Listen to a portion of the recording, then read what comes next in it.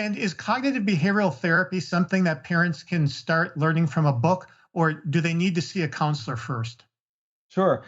There are some programs that allow families to do it, but typically it's administered by a counselor or someone trained in the model. So there are parts of cognitive behavioral therapy that you can learn from just reading, and I would encourage parents to read about it.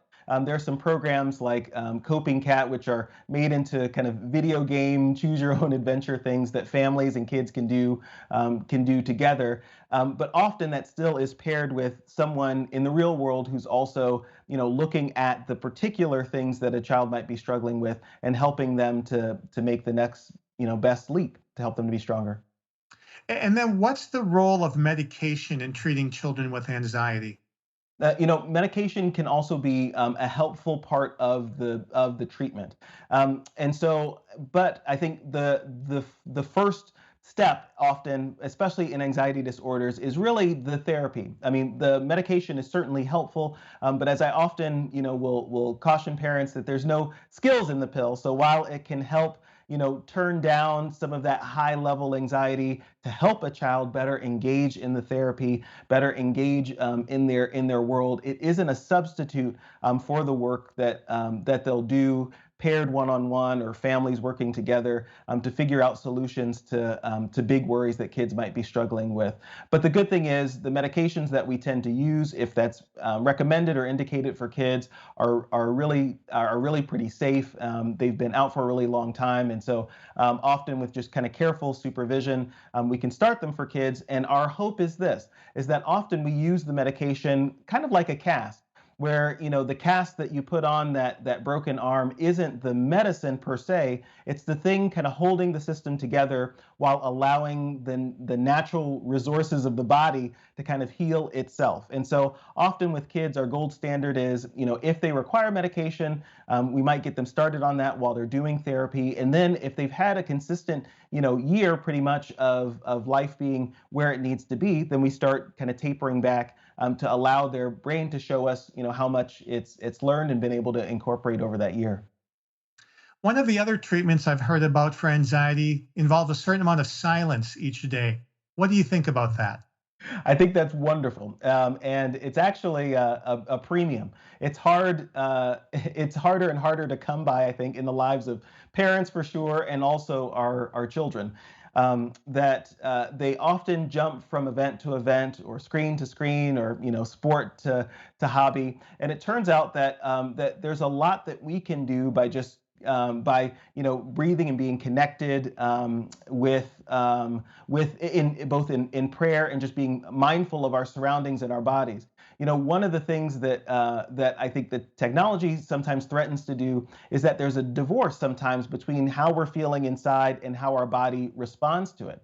And I think practicing, that those moments of silence allows you to be more, attuned to what's going on in your body as well. And so I think that can be a really helpful exercise. And in the lives of families that are prayerful and faithful, I think our practices, our Catholic faith offers many opportunities for just reflective moments of pause in our day. And I think with the evidence is bearing that out, that's helpful for our kids. So there's a parent listening whose child daily gets stuck in anxiety. What is something that parent can do in that moment that the child is feeling anxiety to try to help them through it? So for the parent whose child might be really struggling in the moment, one of the primary things that I'd offer for them to do is to have their child kind of reconnect with themselves and their body in the moment. So often, as we talked about with anxiety, kids can their brain is either magnifying a real problem or a real frustration into something that's bigger than they feel that they can manage, or it's maybe misperceiving something as a threat or a danger to them. And so often having a child kind of be back in their body in a physical sense. So maybe having them put their hand on their belly or on their chest to feel themselves breathing in and out in a slow manner, or having children drink kind of a carbonated beverage, or putting an ice cube in your mouth.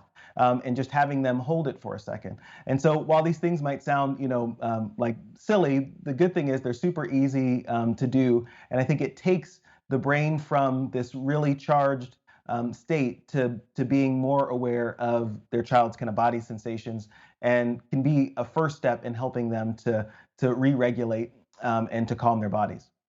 And finally, Larry, besides Coping Cat, what other resources might you recommend for parents? Sure.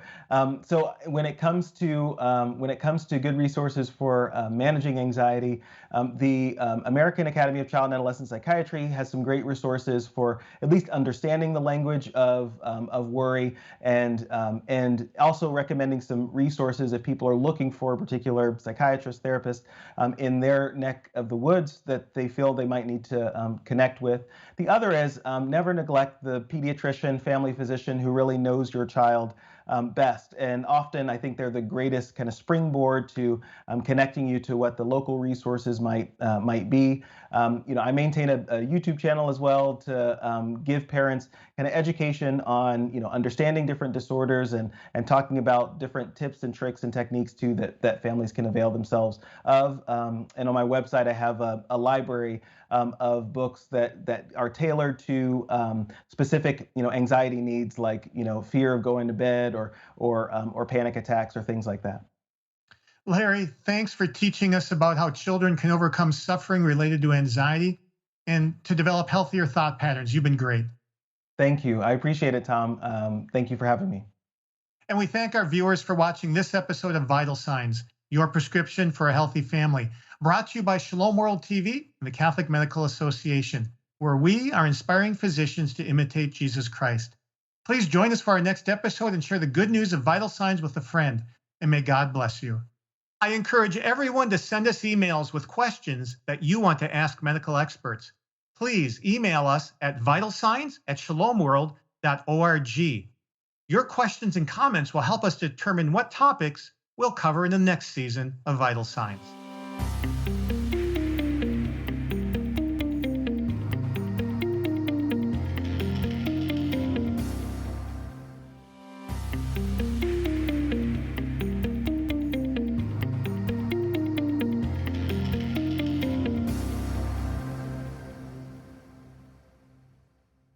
To all of the viewers of Shalom TV throughout the world, I want to encourage you not only to support this amazing media apostolate, but to spread the word to others. We all know how the internet and mass media are polluting the world with the poison of pornography and so much other forms of materialism. This is the source of eternal life, the gospel, and Shalom TV is consecrated to spreading the word of Christ. Thank you.